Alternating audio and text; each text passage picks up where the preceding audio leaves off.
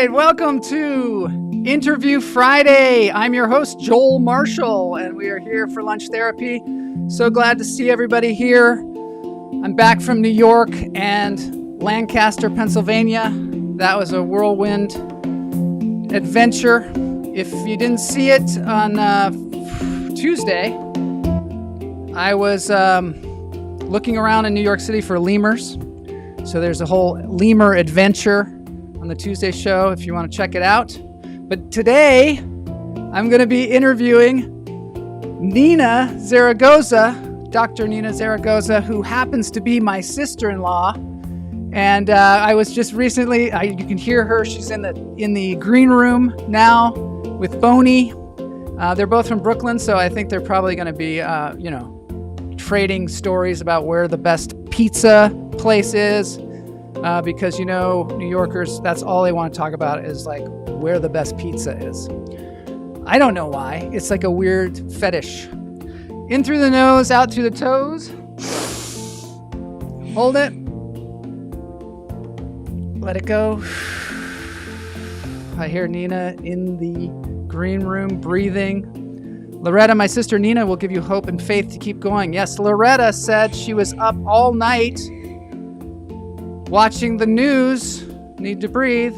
Okay, so this time we're going to let all of our air out first. Let all the bad air out. Now in through the nose.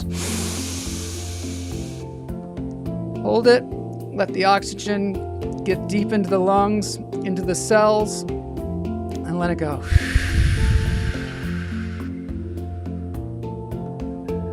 I am really fortunate to have Nina on the show today because she is a very inspirational person, and it is also maybe time for some good news. Let's breathe one more time, in through the nose, out through the toes. Hold it. Let it go. As many of you know, we started lunch therapy because we need a break from the crap, all the horrible things going on in the world, because we need to take a look at like what's good happening, because otherwise it's just too much. So today I have Nina here to help us with that, because she is somebody who is spreading goodwill throughout the world. And she is somebody that's a hugely inspirational person to me. She has a PhD in reading and special education. She's an expert in teaching the art of writing to children, and specializes in communicating this gift to teachers. She's been a professor of education at Florida International University, Michigan State, Brooklyn College, many other universities. But currently, she spends a lot of her time going around the world and helping kids get educated, just one place at a time. She's been to South Africa and Palestine and Mozambique and Greece and India and Zambia. And currently she spends a lot of time in Haiti. Right now she's in New York City, so we're lucky enough to catch up with her. Her organization is called Rise and Shine Ministries, and she is truly a force of good and a force of one. So ladies and gentlemen, without further ado, as they say on Lunch Therapy, Interview Friday with Nina Zaragoza.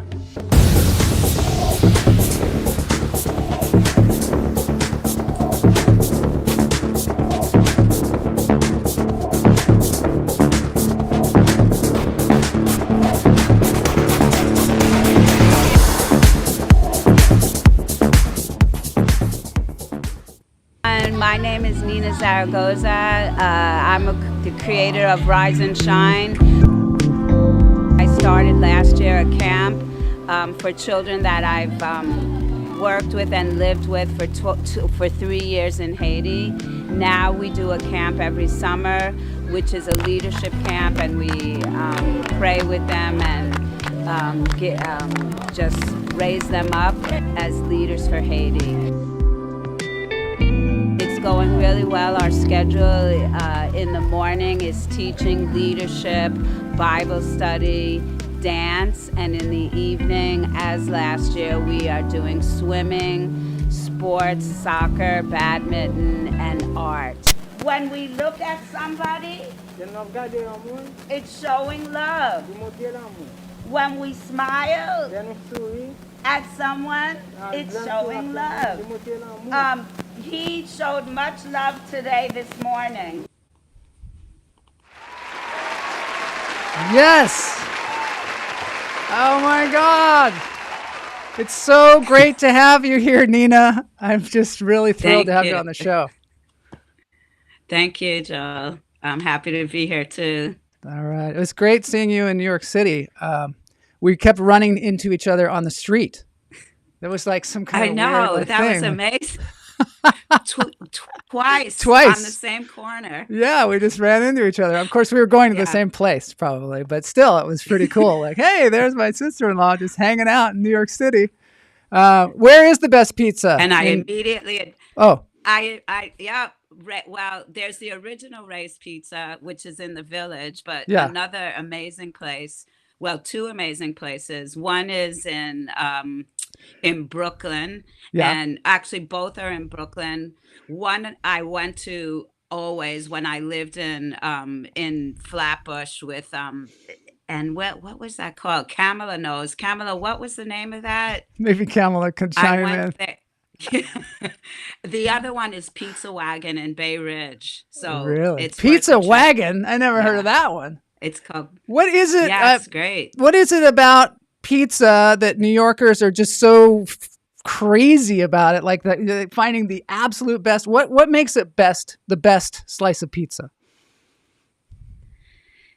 The crust, the amount of tomato sauce to the balance of tomato sauce and cheese, and the grease in it, how much or how little grease it has. I see. Avenue J Pizza, is that right?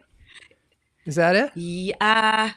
No, I think it was called Pizza Wagon. Farrell's or something. I'll figure it out. Okay. We'll figure it out. You know, in Seattle, we had a thing called Farrell's, but it was all about ice cream. It was just a crazy place where you ate ice cream. Ask the rats, Kamala says. Pizza is life. That's not a couple rats there in New York City. There's a lot of animals. There's a lot of animals in New York City, I found out. There's over 1 million pets. And that we're just talking about dogs and cats. So that's pretty awesome. All right, let's get down to this for a second. I want to know, Nina, you grew up in Brooklyn, right? I grew up in Queens and Brooklyn. Yeah. Yeah, I've lived in every borough except Staten Island, actually. Really? Have you? Yeah. So, did you always want to be a teacher, or was this your calling from the very beginning? Well, yeah, that's an interesting story. I think I've always wanted to be a teacher, but I first wanted to be a journalist, and my path kind of went to both. As you mentioned, I teach writing to young children.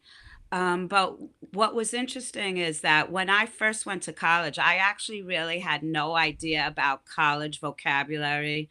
And so I was in an undergraduate class, and I saw somebody helping their professor, and I asked them, "What are you doing?" And they said, "I'm getting my PhD." And I did not even know what that was. And I said, "What's it?" No, really, because I was actually the first person in my family to ever go to college. Wow. So I didn't have that vocabulary. So then when he told me what it was, I thought to myself, I'm going to get that thing called a PhD, because then it will open up doors to the world for me. And I didn't even know where I was going yet, but you know, my path just continued. The other interesting story is when I was in high school, again, not really knowing anything about college, someone asked me, "What do you want to do? What do you want to do professionally?" And I said, "I want to be the person that teaches people how to teach." But I didn't have like that, the vocabulary of I want to be a teacher educator, which is what I am. Isn't that funny? Yeah. There's something on your website where you talk about the difference between teaching and training. Can you speak to that a little bit? Yes. Well, the way that I believe everybody has a story to tell. We all have stories. We all have wisdom within us.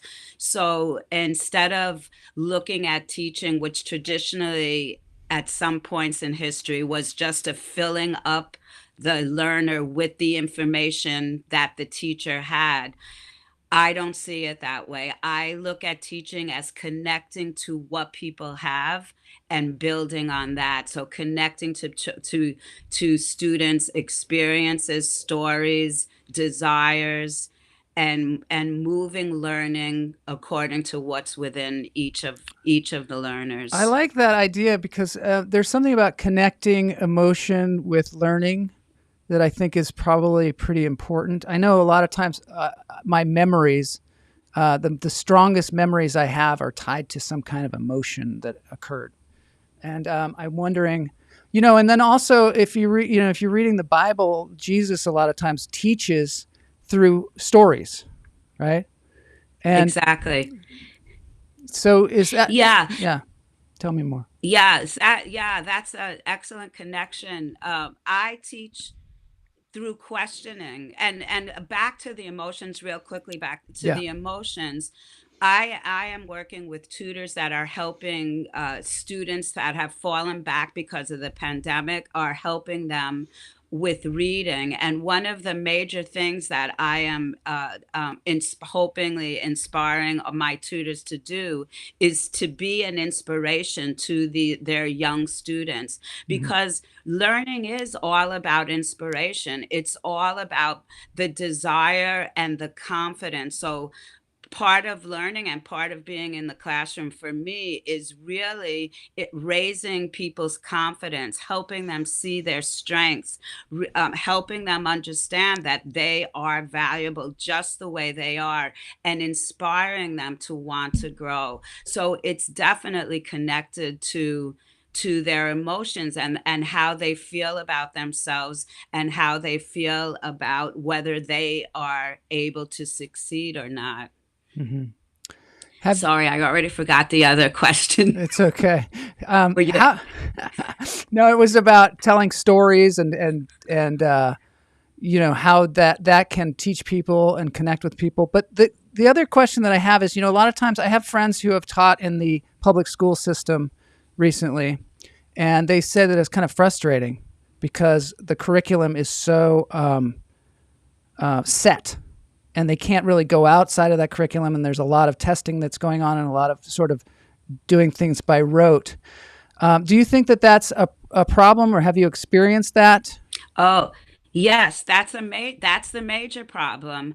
The way that we are teaching reading, for example, just now talking about my present work, Mm-hmm. uh, a lot of the way we're teaching does not show on the test. So there's always that conflict between what the data says and what we see our students doing in the classroom. Yeah. And I'm actually just this week, because this week is test prep, and it's all about testing and preparation for testing, which in my strong opinion has nothing to do with learning. So it's that struggle between, we know that our students are learning, we know that they're moving ahead, we know that what we teach them they will carry with them. It doesn't transfer over to the test. And I just say to my students, I actually just sent a WhatsApp message a few days ago saying, just keep your head up and just keep doing what you're doing, because you are inspiring your students and you are giving them something that they will never lose. And and also the way that I work against, honestly, that system of testing is I go in and out of the system. That's one of the reasons I go around the world, because when I go to different countries, I'm actually my own system. So I basically do what I want, and I teach the local teachers or volunteers the way that I believe education should be done. I want to show a little clip here of you teaching in Haiti, because I think it's appropriate to what we're talking about here. What you want, but thinking the best, wanting the best for others. That's how you remind yourself that you are giving sacrificial love. It's not for you.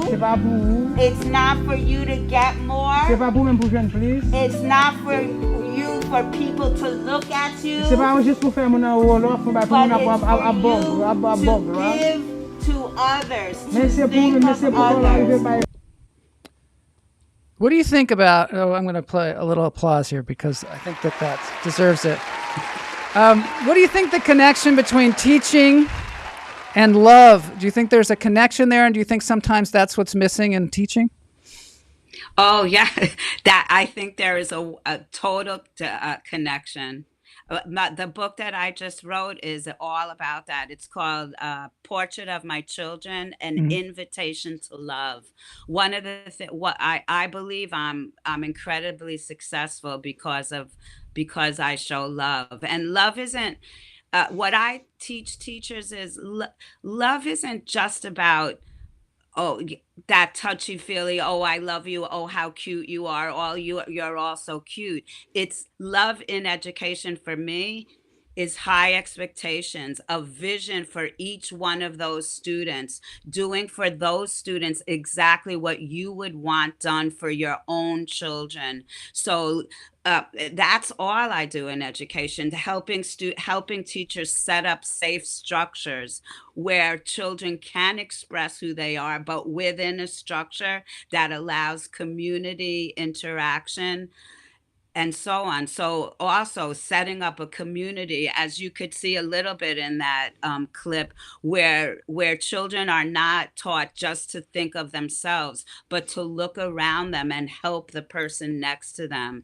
And one of the things also that that I really emphasize in the classrooms or wherever I am teaching is the absence of competition, that we do not compare one person to another, that we all are growing in our own way, in our own strengths. And that's why it's such a radical way to teach in our society, because as we know, our society is based on measurement. It's based on competition. Who's better? Who's better than you? Can I get better than that person? And so it's really a reversal. It's really about community and just community living and community and helping each other grow in love.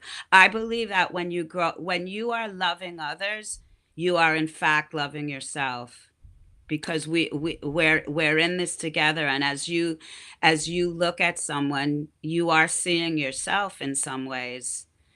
Yeah, and that really is just it's too wide in a way to even fit into the system.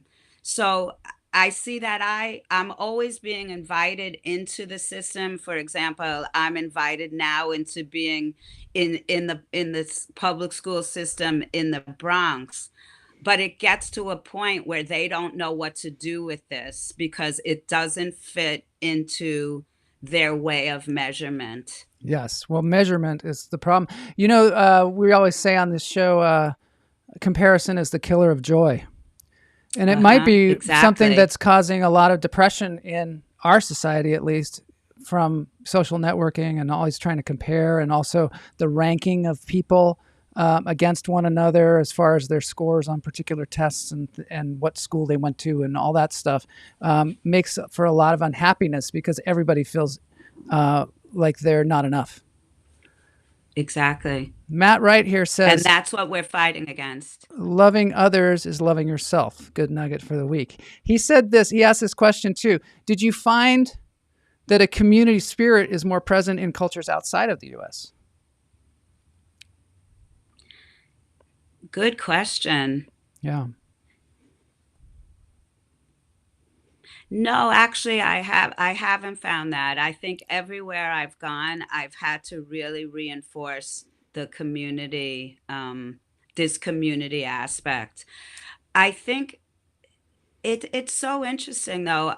When I was in India, for example, I had a whole core of volunteers that helped me, but it really took a while to bring them together because they in fact, at least where I was in India, there wasn't the spirit of being a volunteer. One of the pastors I was working with actually said, Nina, my youth, they're not encouraged to volunteer. Their parents do not want them going out into other areas of India. For example, I worked in the red light district in India, and none of our youth of that church ever was in the red light district, but somehow they convinced their families to to be able to be part of that project. But I actually found it just as difficult in other Hmm. parts of the world when it came to really looking beyond yourself. Let's look at I that think for a part of it second. is also, Yeah. I want to take a look just I also at think some of the places that you've been too here. But yeah, continue. What were you going to say? I think part of it is survival. I mean, when you're at a level of you're really wondering where your next meal is Hmm. or where your next safe place Yeah. to be is, it takes a lot of energy. And so perhaps it's just more difficult to look beyond, but perhaps not, because in other ways, I see more joy in communities outside of the United States. So, if, for example, in Haiti, while it is incredibly difficult, and most of our children in Haiti eat one meal a day. They Hmm. might have a piece of bread in the morning and then they have dinner. They're filled with joy. Our children are filled with joy. The families that I work with, they just exude joy. So while it is difficult to survive materially, they have a strength that allows them to spiritually exhibit that joy. That was one of the things I found the first time I went to India was that, people were like, oh, there's going to be so much poverty there. And I didn't know nothing about India. They were like, how are you going to deal with that? There's going to be people begging, that kind of thing. And I didn't know I had no frame of reference. But when I got there, I found that a lot of the people with very little were happier than most of my friends here in the United States. And I'm not sure what that is, except for maybe they have a different kind of view on the world and a different kind of value system. Do you think that when you go to one of these countries like Haiti that's having so much trouble, that they have a different value system, what they value as So important? what I see happening in places like this is they learn to lean on other things that are not material. Yeah. So my families and children really call out to God. They learn that they are not the only actors in their life. They believe in supernatural intervention, and in fact, they call out to God. And so, when you look at it from a spiritual perspective, while we are rich materially, they are much more rich spiritually. And in the Bible, Jesus calls it poverty. Blessed are the poor, Hmm. for they shall receive the kingdom of heaven. And Hmm. so blessed are the poor who do not lean on on material wealth, and actually don't even lean on their own strength, but pray. And so that really is a part of how I see why they are so resilient and why the joy exudes from them. Have you always been a religious person? Hmm. Yes, yes, I have actually. And did you come through that? I Yeah. think of as I was, yes, I have always gone to church, actually not even with the prompting of my family, but I Hmm. remember as a little girl, we lived about a mile or so away from church, and I used to walk with my brother to church. Hmm. And that was interesting to me because I know a lot of young ones that go to church only because they're forced to go, but I just went naturally. I I turned away from that organized kind of religion in college because of, you know, what we all go through in college, but I came back to it. You do a lot of things on your own, it seems. Like you, when you, I've observed you over the years, and in the beginning you were going with a lot of people, a lot of missionaries, and setting things up, and now you seem to be going on your own, and sometimes Yeah. you have no safety net whatsoever, and you're just going into these areas. I mean, how do you navigate that, and how do you, what do you have, like, incredible trust? These are some pictures from of Look you at look throughout. at oh, look at Uh, my boys. Those are the young men in Africa. Nice. Where is that? Well, Oh, that sorry. was Zambia. This Oh, is Zambia. These children cool. on the screen now. Nice. Yeah. Actually, it goes back to all that data stuff. When I become part of an organization, usually they invite me in, whether it's a church organization Hmm. or whether it's a nonprofit, like I worked with Beyond Borders. Hmm. And I know, you know, I'm not boasting, but I know that I inspire people, and they see my success with moving children along in reading and whatever. But then when it gets to that kind of evaluation, Nina, you need to do a report. Nina, how many children did you whatever today? I, I refuse to do it. So then I go to another organization thinking, can I be exactly who I want to be? And then finally I said, you know what? I'm just going to do it on my own. It's And incredible. actually I love it. And what I love to do is go to the country and be and raise up the leaders of the country. Instead of bringing outside people, raise up these young children to be the leaders and to be the force in their own country. Hmm. Uh-oh, we have a. Yeah, it also breaks that mentality of a learned helplessness, where that idea that foreigners need to come in and help me because I we can't help ourselves. So I'm really Do you I think? think this is really who I'm supposed to be Yeah. now, is just going in and I've learned that it doesn't matter how many children. There have been times where I've worked with 500 children, and there have been times where I've only had 10. And and for me, the number doesn't matter. It's just who's there, and just connecting to whoever is around you. How do you have such courage to go into a place, maybe not even knowing where you're going to live, not even knowing where you're going to set up, not knowing how you're going to be received? How do you find the courage to do that? The experience of doing it and then knowing that I didn't die. So Yeah. when I went to where was that? South Africa. I think I was traveling from Mozambique to South Africa, and I was supposed to meet this guy who I didn't even know how he looked. I didn't know if he knew how I looked. I didn't have a phone. I got off at a bus, and I'm just standing there and thinking, what am I gonna? But he finally showed up. So I have faith. I have faith that I'm doing what I'm supposed to be doing. And you know, I moved to Russia with my 8-year-old son for 2 years. Yeah. And this was like in 2000. Yeah. And people would say to me, "Oh, why are you going to Russia? Oh, that's a terrible place to bring your son. How would you raise?"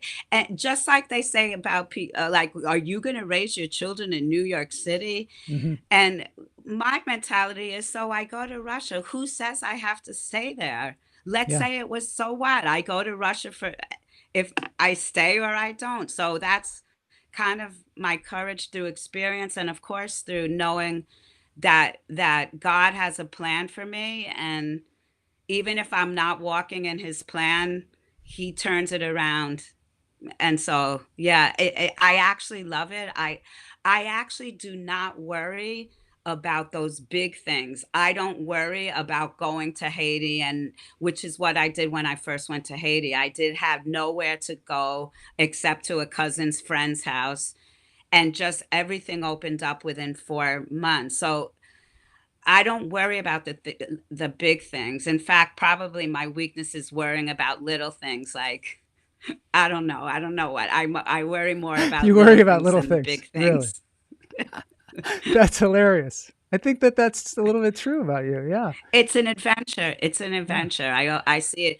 When I'm in a place like way too, for me, being in a place for 2 years is pretty long. Yeah. So I'm always looking for open doors to go through. Can you tell us a little? You have 3 boys, and you raised Yes. them pretty much on your own, right? Yeah. Can you? So you've got Michael, who's in New Zealand, and he has all kinds of incredible talents. You have Christian, who's in Tennessee or Nashville. Nashville, Tennessee, and he is just a unique individual, very intelligent. And then you have Derek also, they're all 3 like very different, unique people. They Derek, are. can you tell us a story about Derek and how, this is such an interesting story about how you came to know Derek and helped him out and adopted him Sure. eventually? When I got my PhD, when you get your PhD, you're so focused on yourself. It's all about you. It's all about, oh my gosh, is this professor going to like my stuff? Will I be published? And then the nervousness of being in front of people. And then I realized, I said, wow, this is all about me. This is crazy. When I get my PhD, the minute I get my PhD, I am going to adopt a child.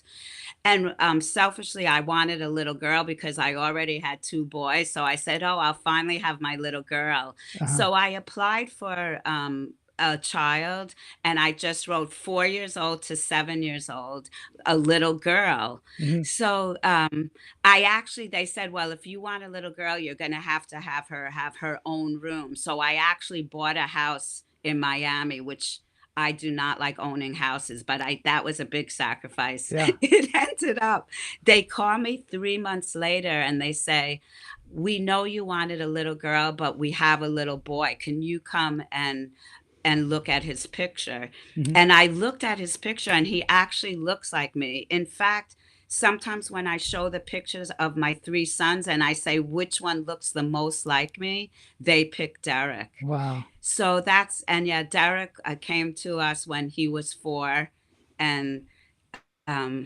he's amazing. And you took him to Russia, and he learned Russian. Yes. And spoke it like a Yes. Russian, right? You said.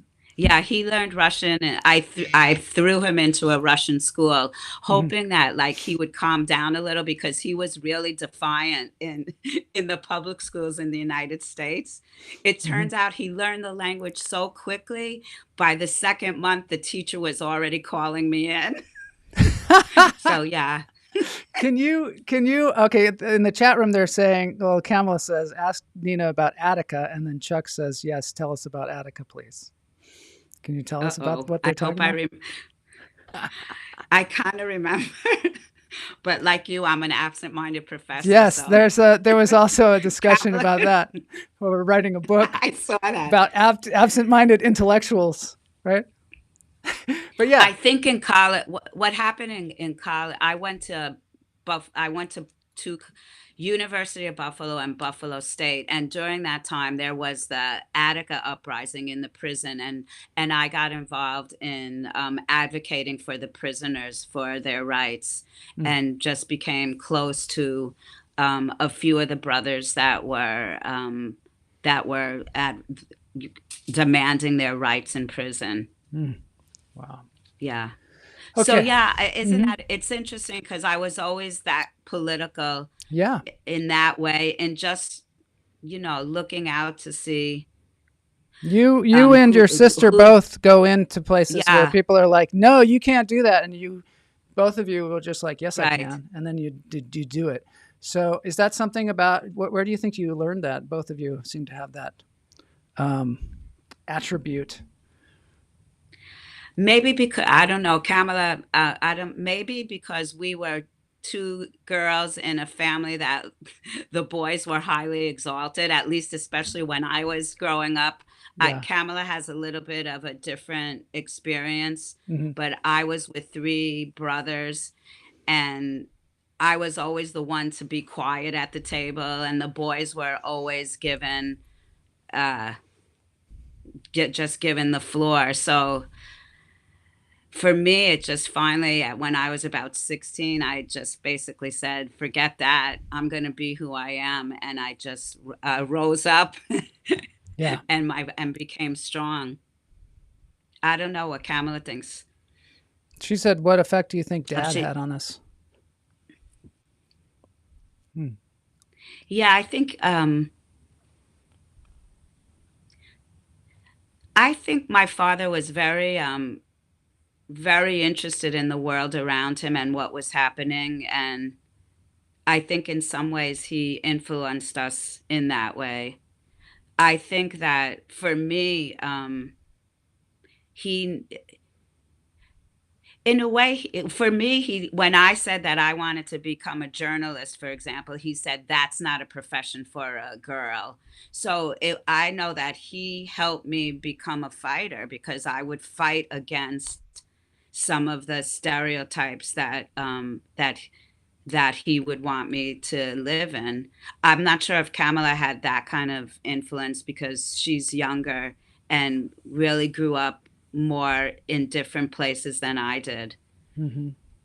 The one of the things that I wanted to say is it seems like in teaching, one of the most important things that you can teach people is to be interested or find the things that they're interested in, because it seems like if you're not interested, you're not going to learn it.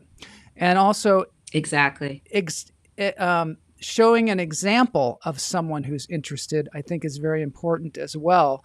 Because if the teacher is just sort of coming in and phoning it in, they don't inspire interest in others, in other kids. And I think it's one of the biggest crimes in society is just to be uninterested, or be aloof and just cool about everything. Sincerity is something that I think sometimes is frowned upon in society, and it is actually something that is super valuable. What do you think about that? Yes, definitely. I talk about that with my tutors and teachers all the time. I talk about their passion. If you are not passionate about this book, please don't read it. Find a book that you're passionate about and connect it again to interest. You think that you can't do that in a system, but really you can. You give students choice. What do you want to read? And allow them to read what they want and tailor your curriculum and your questions around what they have chosen. So let's say you have 30 children in a classroom and they all choose 30 different books. It's really not difficult. You're still asking the same questions. Why did you choose that book? What interests you in that book? Who are the characters? What's the problem? What is the solution? If you wrote that book, what would you change? So really connected to that interest. I think it's definitely very difficult to be really genuine and passionate in a system, in an education system. I don't know how it is for you in Hollywood, but people get afraid. I mean, I all the time when I talk passionately, many people think I'm angry. And another thing is too is your passion and your love of something actually brings it up in the person you're with. And if they do not have the courage to step out and be who they are, it causes them to step back and be afraid. So you actually, when you're passionate, you're giving the person or the people around you to choose also to be passionate. The question is, how do you help them not to be afraid to live that passion? Yeah, it's interesting because the word cool sounds like maybe a cooling of passion. And so if being cool is something you aspire to, it might not be something that is actually helpful because it's basically right. unpassionate. So there you go. That's why I'm not cool, because anyway, let's go on to this clip here. It's another clip of you. Just a sec.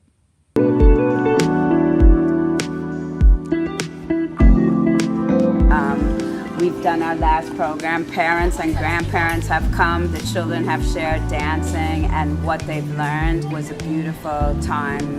The children really learned and really had fun with swimming, art, and other activities, but most importantly, learning to be the light of the world and learning to shine. Thank you, everyone, for being interested in what we're doing here in Haiti. God bless you. Okay, so now I want to ask you, there's some cheers. How can people help you do what you're doing? Do they donate? What do they do to help you continue your work?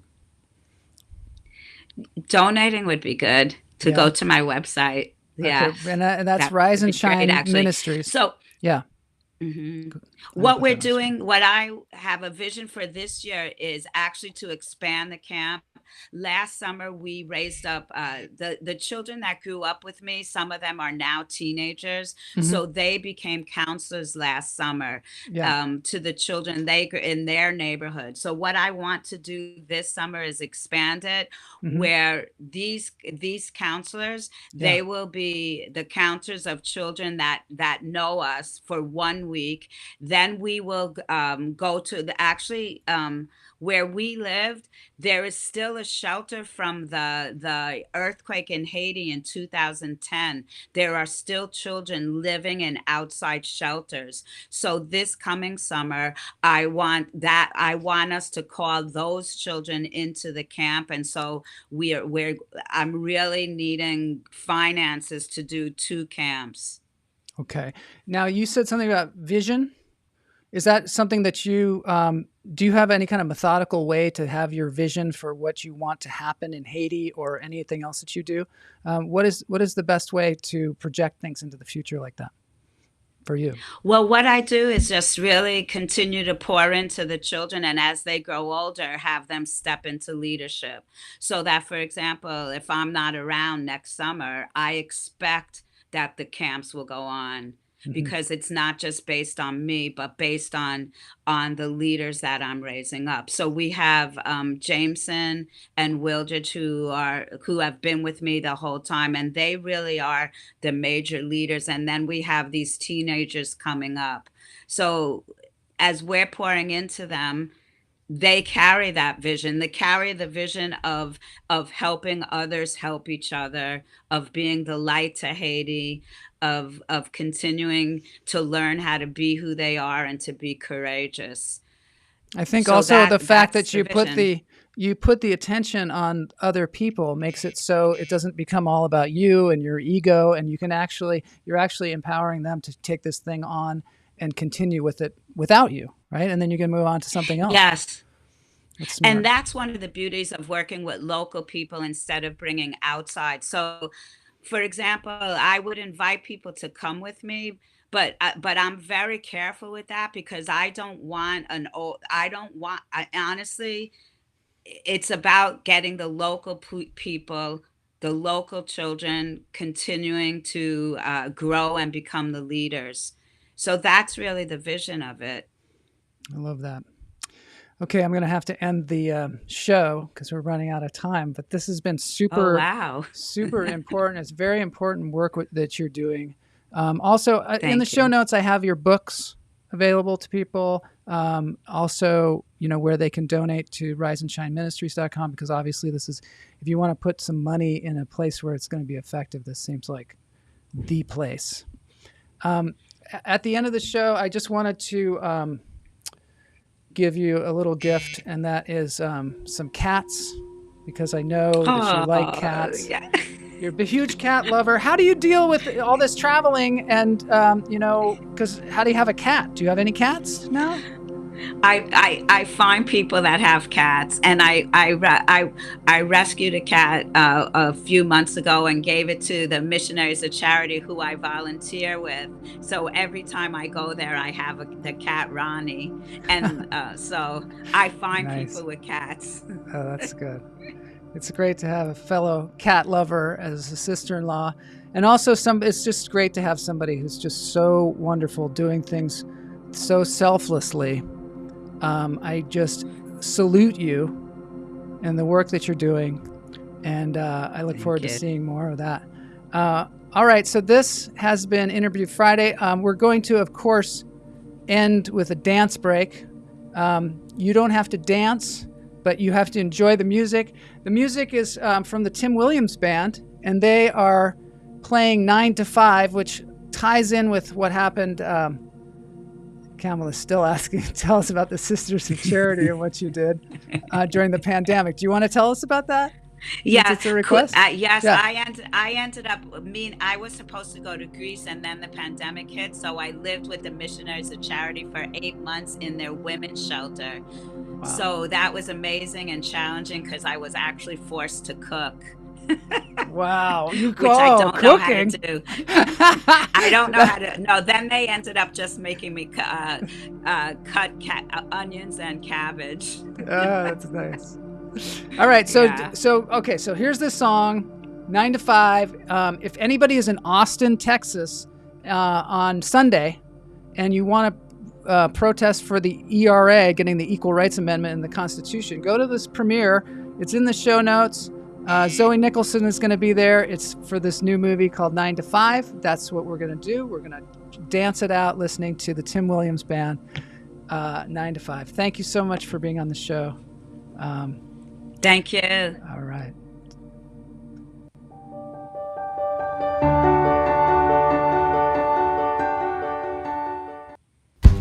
There it is. This band is super good. I mean, I don't have to tell you. But what's really fun is that they are clearly having a great time. I tumble out of bed and I stumble to the kitchen. Because she starts laughing at some point. I'll do the dancing. You're stretching, trying to come to life. I jump in the shower, my blood Maybe I need some meerkats. On the streets, the traffic is jumping. Folks I think I like need me jump something. from Let's see. 9 to 5. I'll get us some help. Working 9 to 5. What a way to make a living. Barely getting by. It's all taken and no giving. They just use your mind and they never. Thanks everybody for joining us. It's enough to drive you crazy if you let it. I'm 9 to 5 for your service and devotion. You might think that I might deserve a great. We won't play the whole song, but we'll play some of it here. Just until Nina starts dancing. Maybe swaying. You can sway. That's good. This is where they start laughing. All right, thanks everybody for joining us today. riseandshineministries.com. See you Tuesday.